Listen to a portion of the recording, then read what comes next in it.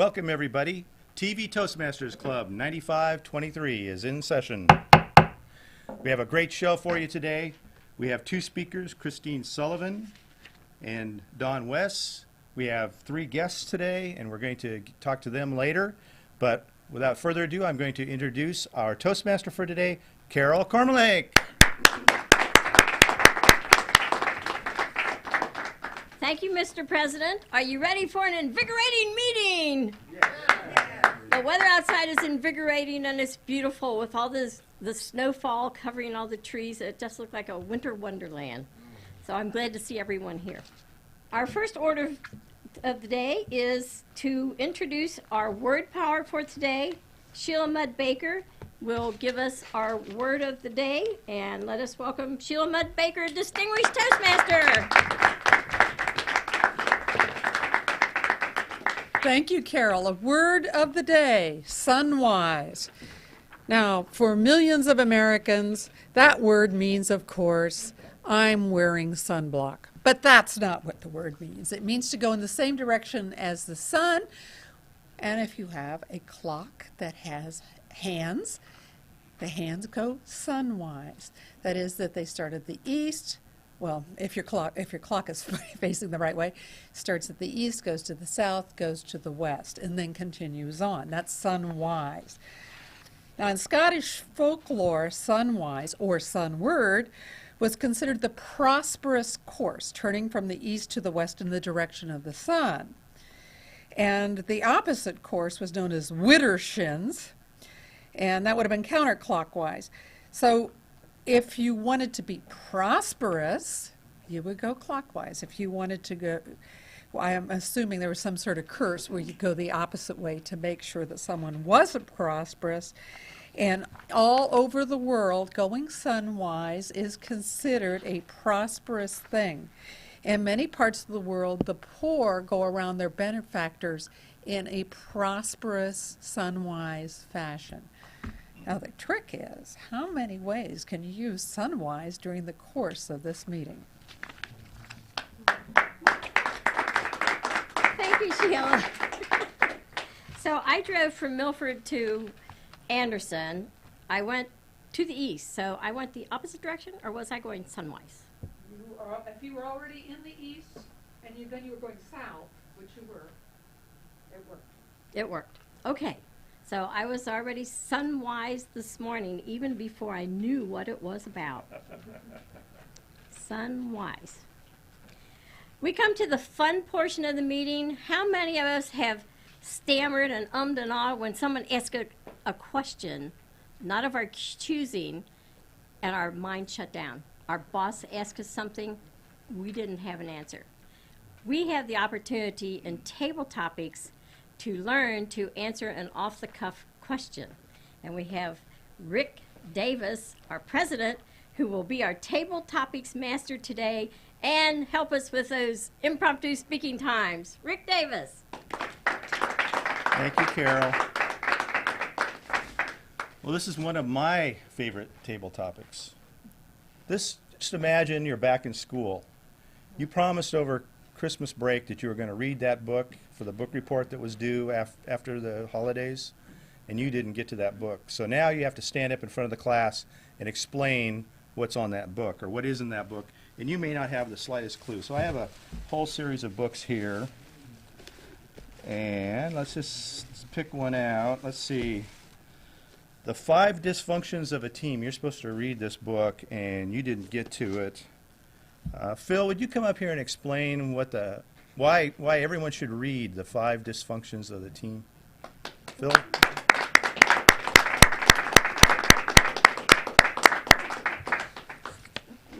Thank you, Rick. Well, over the Christmas holidays, I read this book. Not.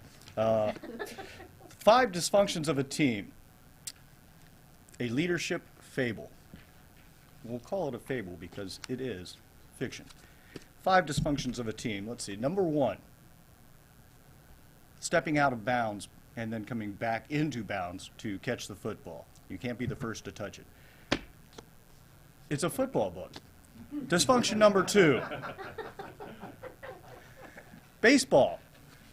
Catch the ball in the air. Don't let it drop. Dysfunction number 3. Let's go to hockey. See, a hat trick is when you score 3 goals in one game.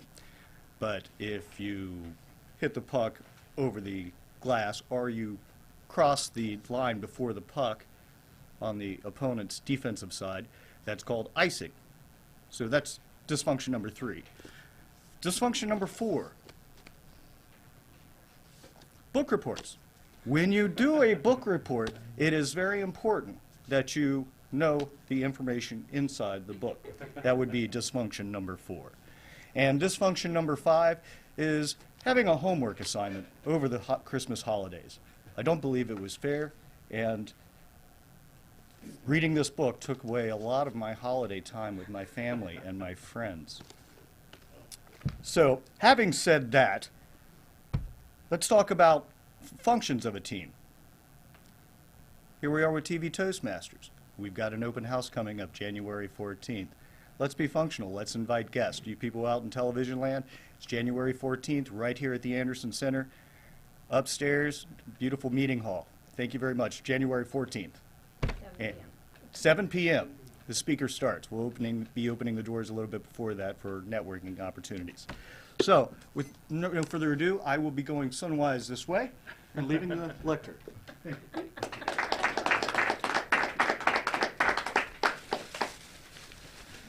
Here's one that's been on the New York Times bestseller list for a while.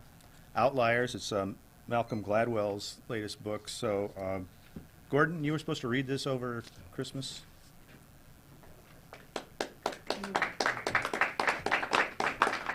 Thank you. Outliers. This is obviously a book about liars. I think that would be appropriate. And obviously, I've found out over the years that I've lived that there is very little truth told by anyone. Over the past several years, actually, I've really run into some things where you work with people and everybody wants to approach you as though everything is the truth that they say, and they do. But I found that the truth is a very, very hard thing to get to. And if you've watched the health debates in Washington today, what is the truth? I doubt that 1% of the people in the world know what the truth is with the health debates. But I actually have not read this book. Outliers is a book that I've heard about in the past. I actually read a lot of books in high school and college, and I'm a very slow reader. And once I got through a certain point in my life, I stopped reading books. I read the internet. I'll get on the internet and sit there all day and read. But for some reason, I have difficulty nowadays picking up books and actually reading them. But Outliers I've heard is a very good book. Again, I have not personally read it. I've talked to other people that have read it. So I'm not that familiar with it. But I can tell you this. It's Christmas time, and I did buy some books for people. Probably not really good books. The other day, actually, I called to see if a book had arrived at my son's house. And one of my grandsons actually answered the phone. And when he answered the phone, I thought, I'm going to play like Santa Claus here. And I went with the ho, ho, ho, and tried to fake this kid out. And I heard him hand my son the phone. And when he handed him the phone, he said, "He stinks." And that's all I know about Outliers. Thank you, Gordon. Well, you probably all know Stephen Colbert. He's a satirist, a political satirist. He wrote a book that's been on the bestseller list for a long time.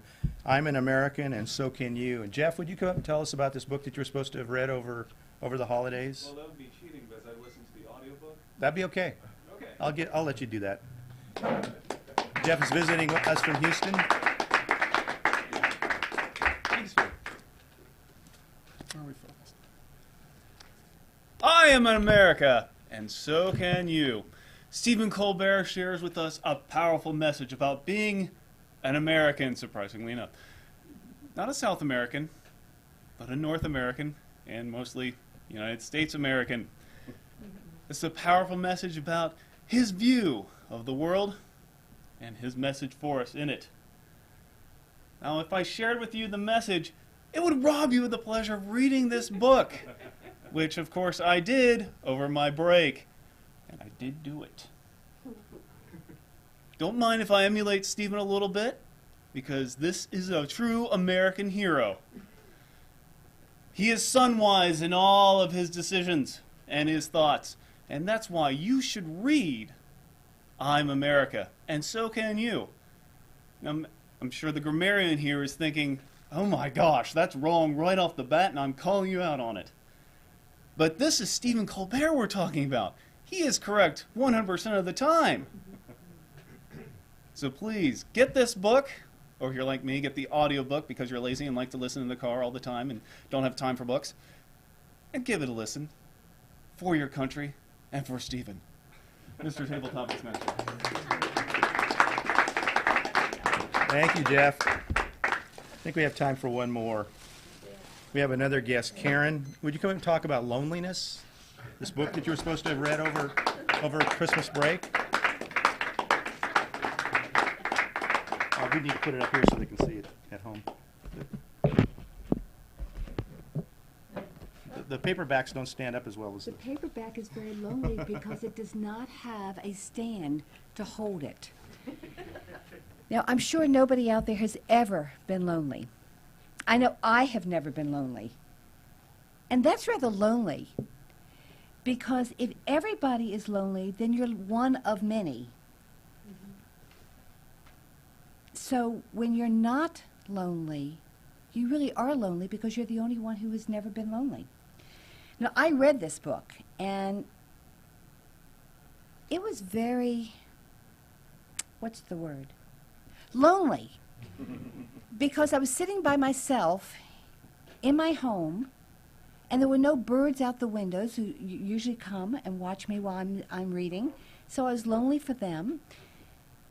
And there was no food on the table because I usually like to eat when I read. Now, did I tell you the subtitle? It's Human Nature and the Need for Social Connection.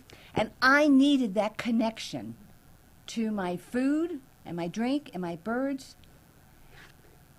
And so I was very lonely. I think if you want to be lonely, or if you've never been lonely, you really need to read this book.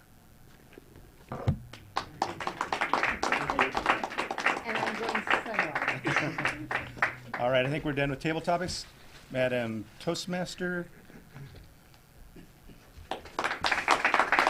Thank you, Mr. Topics Master. I can always look forward to a fun round when you're up here. Thank you very much. And now for our next speaker, Stanley Glitchner.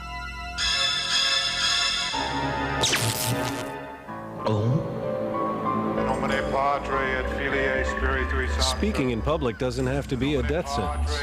At Toastmasters, we can help you overcome your fears.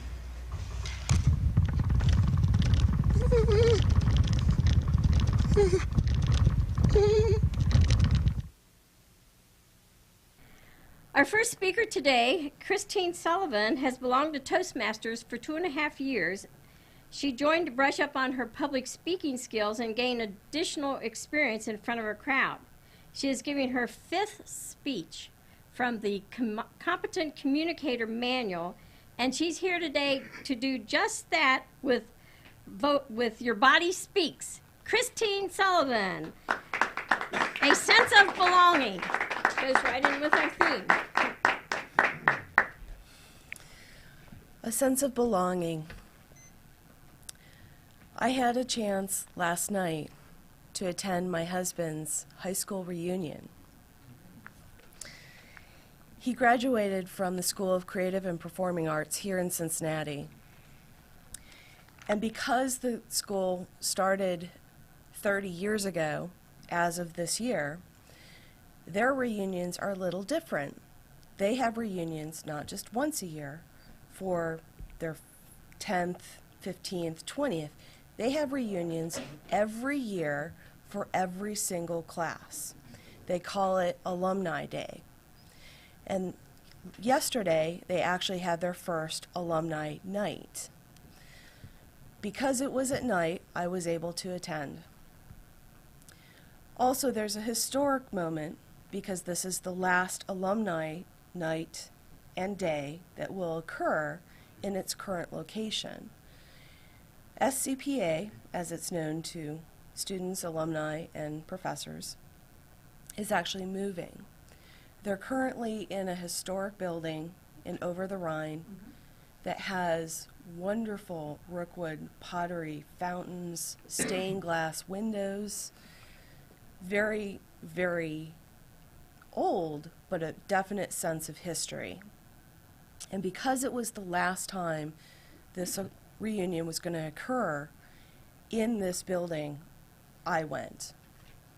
My husband is an avid goer to all of the reunion days, alumni days, and he insisted that I come. Not only is it a gathering of students and alumni and professors and parents, there's a definite sense of community. There's a shared bond between everyone who went there or had any connection to the school because it's a performing arts school. As the wife of an alumni member, I was passed around, introduced. Oh, this is John. I went to English class with him. Oh, this was my homeroom classroom. All of these different things that there's a connection, a sense of belonging. This is how it was then, but these people are still present in his life because he connects with them through the community, he connects with them through Facebook, he connects with them through these type of events.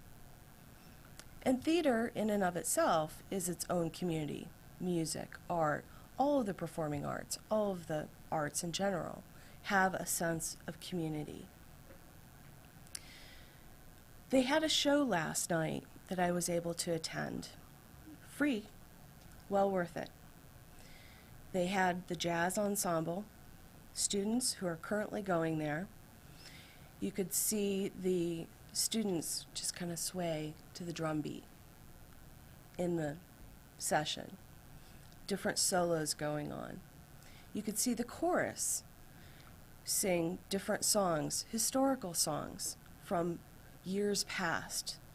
They sang a song from The Wiz. They sang a song from an opera that was actually created just for the school. Throughout the event, what I noticed is the passion and the joy and the homecoming of everyone there. It was definitely a feeling of solidarity. Even though when we were greeting people in the hallway, there would be comments saying, "Do you remember me? I was in your class," fill in the blank.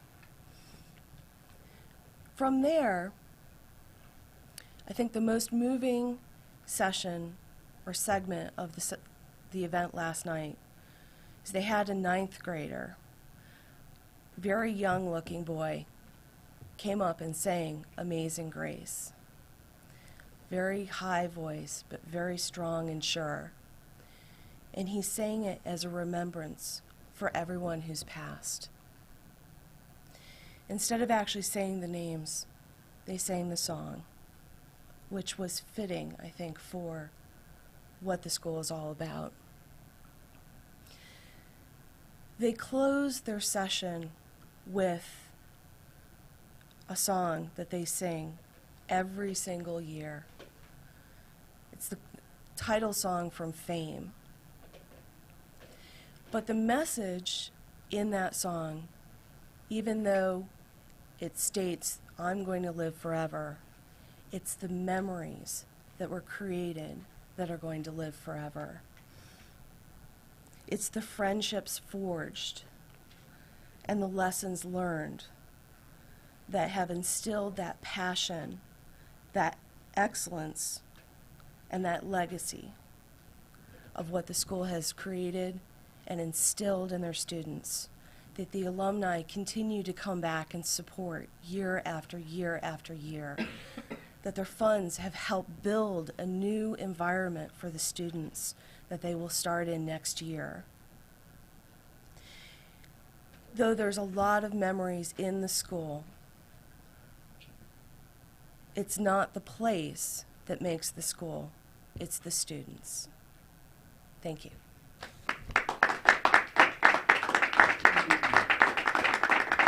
Thank you, Christine, for that enlightening speech.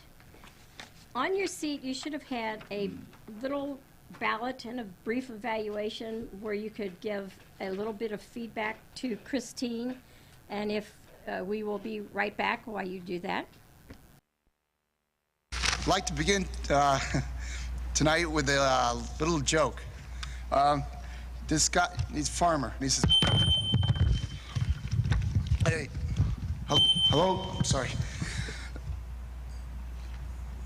But seriously, folks. Speaking in public is no joke. Farmer says, doctor says, chicken says. For help, call Toastmasters, the public speaking support group. The chicken. Welcome back to TV Toastmasters. Our second speaker today, Don Wess, is our treasurer, and he will be speaking from project number 6 in the manual, in the basic communication manual on vocal variety. And he will be talking to us today about goals. Let us welcome Don Wess, goals. Thank you. Thank you, Mrs. Toastmaster. Viewing audience and studio audience, I want to say something about goals today, starting off by saying that, well, I approached the podium, I didn't come sunrise, so I hope that isn't a portent of things to come here. Goals are simple. That's the first characteristic of a goal. Being simple means that a goal is inversely proportional to the complexity. The strength of the goal is inversely proportional to the complexity of the goal. So the more complex a goal gets, the less strength it has. So if you keep that in mind and try to keep goals that you make simple, there are probably those of you that are listening to this program right now have already tried to make some New Year's resolutions. And maybe I could feel safe in saying maybe at least half of those have already been given up. And possibly because some of these characteristics of goals have not been followed. Another characteristic of a goal is that it is attainable. Sometimes we try to do too much, not realizing that we are finite human beings. And I can recall a lecture I attended one time, and the speaker tried to tell us that we could do anything we wanted. Now that made us all feel good, and it maybe gave us some fantasies about things that we might do, but someone asked if we could fly, and she thought, yes, we could fly if we really wanted to. Now I don't know how realistic that was, but just might keep in mind that goals have to be realistic, and they need to be attainable. A third characteristic of a goal is that it is measurable. You can tell if you have achieved the goal. You can tell how far along you have gotten along the way to achieving the goal. So oftentimes it's best to look at goals as small steps toward achieving some outcome. An outcome itself is not really a goal because it requires smaller steps to arrive at that place where we can say we have incorporated that particular goal. The goal is immediate. Again, the inverse proportion. The further the goal, the longer it takes to achieve the goal, the weaker the goal gets. So if we could do it, if we think we can achieve this goal next year, that goal is probably pretty weak. If we think we can achieve it in a month, it gets a little stronger. In a week, even stronger. If we could do it tomorrow, that would be the strongest objective that we would have going for us.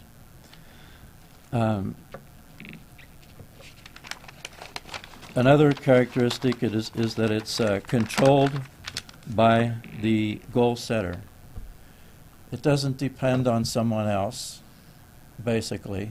There might be people who could help us along the way, but any goal that has conditions to it gets weaker. The more conditions it has, the weaker it gets. So, for example, I'll get up early at 6 o'clock in the morning if you wake me up. So that's a condition. It doesn't really depend on me. It's putting the responsibility onto somebody else. So we want to keep the responsibility with ourselves and make sure that there aren't too many conditions put on that goal. I don't need anybody's help to achieve this goal, although it would be welcome if it is offered. Consistent. We can't achieve a goal in one big step usually, so we need to try it, take it in smaller steps, and repeat the steps many times often. So for example, if we wanted to be an actor or an actress, we don't just go up on a stage on Broadway and try to perform the leading role. We need to take smaller steps. Perhaps we might practice facial expressions. We might practice emoting fear, ah! or anger, ah! Happiness.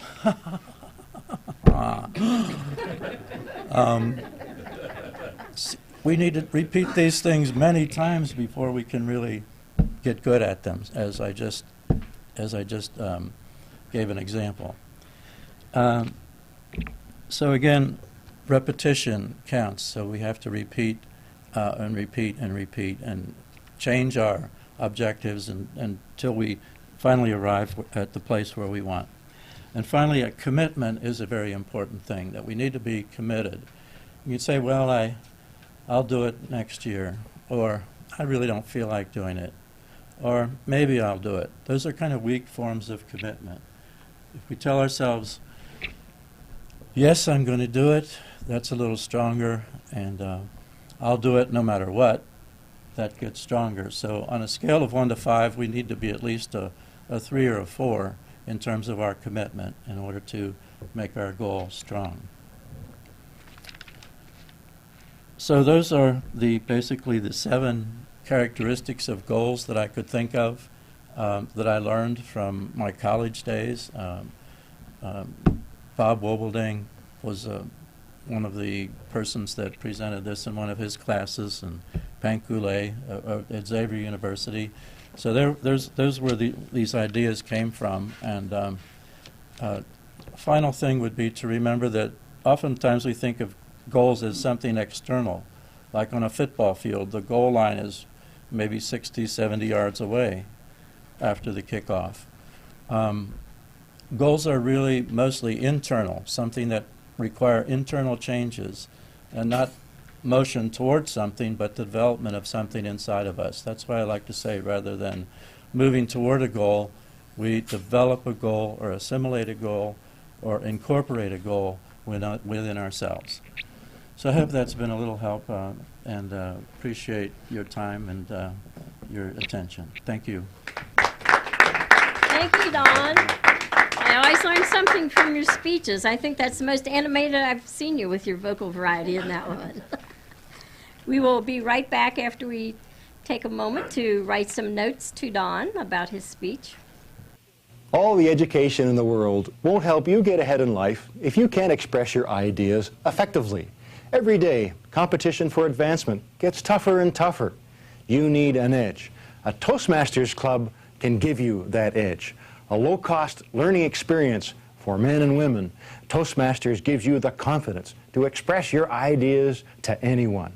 Get the Toastmasters edge.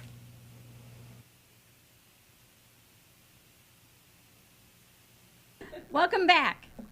We will now have the educational part of the meeting as far as the speakers, because they will be getting feedback from their evaluator.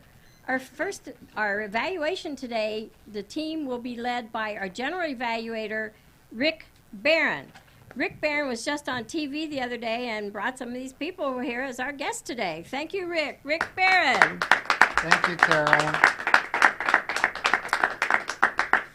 This is the Sunwise portion of the meeting where it's my favorite. I think it's safe to say that everybody who's here practiced their speech. Rehearsed it, whether in their mind or in front of a mirror with a friend, a relative. They all practice their speech, but they come here to deliver it, to get the feedback from the group. That's why they come here, to have the TV program where they get to see themselves. So this is the most, in my mind, the most important part of the meeting, because this is where we have an opportunity to help the speakers understand how well they did. Our first speaker was Christine Sullivan, and she will be evaluated by Paul Wessels. Paul, would you please come up? Thank you. I didn't come up Sunwise, but I think I'm going to leave Sunwise. Boy, I got a lot. I'm spreading it out here. Christine, I'm here to evaluate Christine's speech. Sense of belonging. You know, it's kind of an emotional, reminiscing kind of speech. I thought it was good. Christine has a great voice, real soothing voice, nice voice. But the goal of this speech, the objectives of this speech, it says body speaks, your body speaks. So we're looking at stance, movement, body language, hand movement, eye movement, that sort of thing. Now, you have a lectern here also, so it wasn't a comedy slapstick type of speech. So it was more of an emotional speech, so you don't expect that much hand movement, body movement, that sort of thing. So that's the first thing. Maybe a different topic would have been appropriate, some sort of topic where you're mountain climbing, trying to move around, and maybe, you know, on that particular speech, move the lectern back to where you can move around in front of the camera, that sort of thing. But in overall gestures, very good gestures. I just wrote a couple notes when you said sway to the drum beat. You actually swayed to the drum beat. You said songs from the Whiz and songs from other places. You went songs from the Whiz, songs from other places. Feeling of solidarity, you actually went like this, which is good. Now notice all this is hand. It's not moving around. It's not a lot of, but you did make a hand or a head gesture. You said help to build, and you went help to build. So you wanted to bring that point home. So in essence, you know, it was a good speech. You always have great topical speeches. This one I think was a challenge for you. Just that's my opinion. Others, but you know, I'm always very interested in the speeches. The only, like I said, the only thing is maybe a different topic, because this was, again, kind of an emotional, explanatory type topic, to where you would have been forced to move around a little bit more. But from a hand standpoint, and you always have good facial expressions. I always like your facial expressions too. So that's what I thought of the speech. In general, it was great. You always have great speeches. And those are my comments. So thank you very much. Thank you, Paul, for your Sunwise exit. Okay, thank you. Our second speaker was Don Wess, and Don's evaluator is Gordon Kelly. Gordon?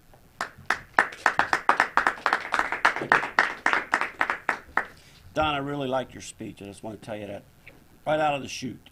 Goals are something that I used to deal a lot with my own personal goals, of course. I think everybody deals with their own personal goals. And I think I've given speeches here before about planning and some of the past in my life, and I used to be this big planner.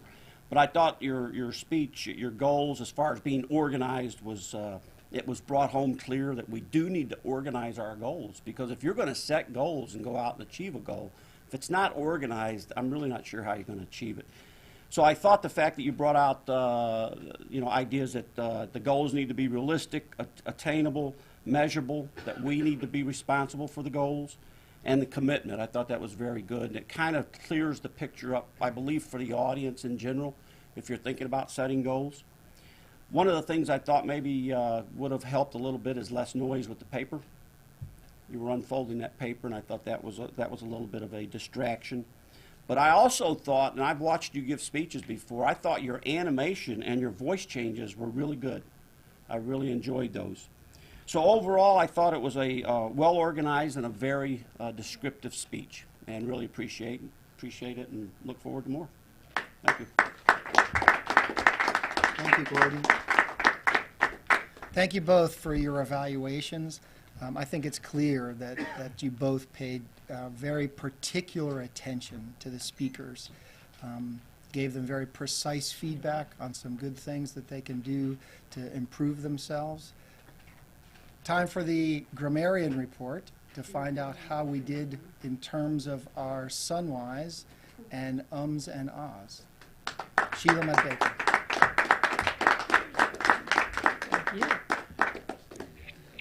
Sunwise, a word which means to follow the direction of the sun, such as a clock with hands is sunwise.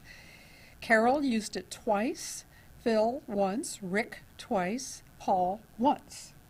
And then we can count an additional sunwise. Ums and ahs. Darn.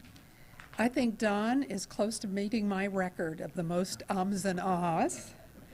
Gordon had 3, Paul had 5, Don had 10.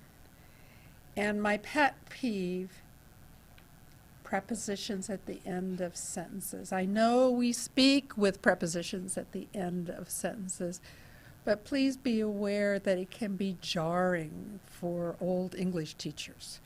So, other than that, I didn't notice any other major errors. Thank you. Thank you, Sheila. One of the key components of the meeting is to stay within the time that's allotted, because fitting the program on television requires us to get it in a specific amount of time. So Carol had talked about the cards and how the cards work, and you can't really see those cards, but the speakers up here can. And our timer is responsible for making sure that everyone stays within their allotted time, and they will give us a report about how everyone did on their time. Mary Arms?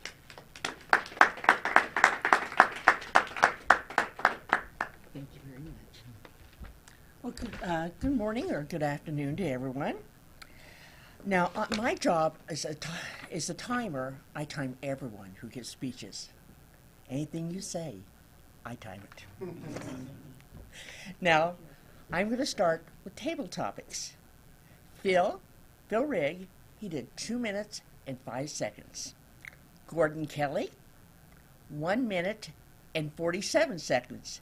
Jeff, 1 minute and 19 seconds. And Karen, 1 minute and 13 seconds. So you guys did really well. Now in scheduled speakers, Christine, 6 minutes and 9 seconds. Dawn, 7 minutes and 10 seconds. Now,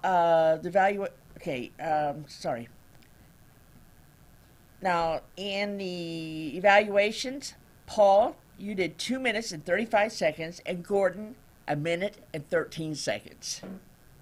And Sheila, 1 minute and 1 second. And that is my report. And thank you very much. Thank you very much, Mary. I'll return the meeting back to our Toastmaster, Carol Kormelink. Thank you, Mr. General Evaluator. Great job. I'd like to thank everyone for being here today, and if you enjoyed the meeting, let's hear it.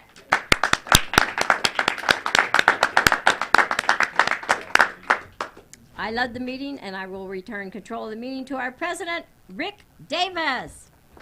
Thank you, Carol. Let's hear it for Carol. All right, we had some guests today, and I'd like to invite them to come up and say a few words on what they saw today. So first, Jeff Sauls, who's visiting us from Houston, Texas. Jeff. Thanks a lot. I'm glad you guys had me out. Toastmasters clubs are so uninviting sometimes. You know? I kid. But again, this is a really interesting experience. I've been into Toastmasters clubs where one we had at the HP club, we had a special meeting every Monday or so where we would do kind of TV. We just have a camera, but we didn't broadcast it anywhere. It was just kind of video conferencing practice. And then there's not really a club, but another member of that club met with other Toastmasters in the Houston area and actually did put on a public access show. So this is not 100% new to me. That was good. I felt it's a really interesting experience to be on camera and almost famous again. So thanks for having me out, and I really enjoyed it. Thank you for coming. Karen Gale Lewis, would you come up and tell us what your thoughts are about today's meeting?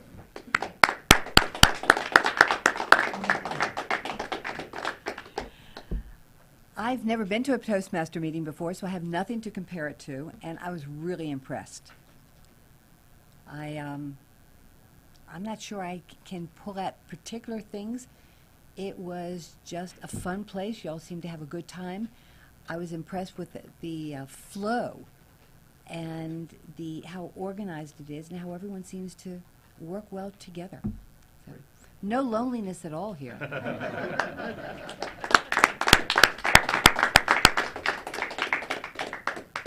And Bill Matthews. Bill, would you come up and tell us what you saw today? Or you don't have to if you don't. Can you pass? Yes, you can pass. Good. Phil, could you come up and provide like a minute about the upcoming open house?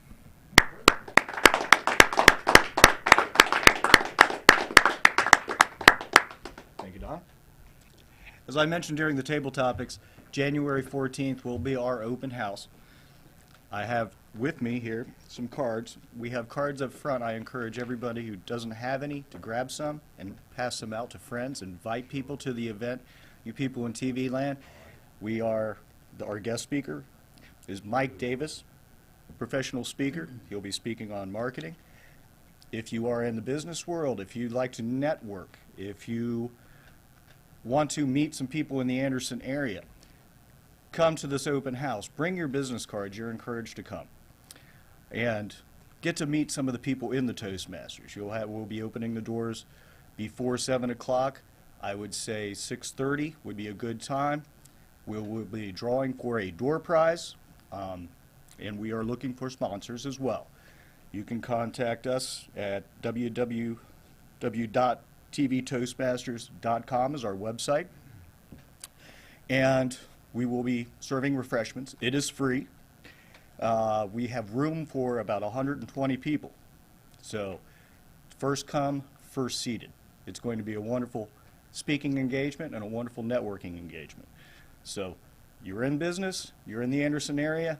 If you ever have to make presentations or you want to improve your position in your chosen profession, come to the open house January 14th.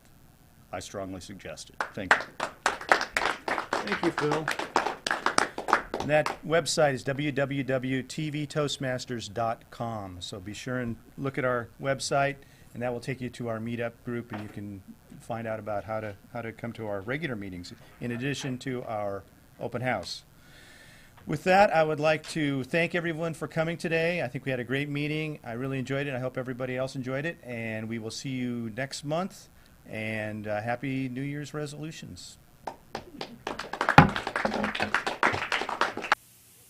What future do you envision for yourself? What dreams do you have? If you want your dreams to come true, you must have confidence in yourself and your abilities. A Toastmasters Club can help you build that confidence. A low-cost learning experience for men and women. Toastmasters shows you how to express yourself clearly and effectively. Make your dreams a reality. Join a Toastmasters Club.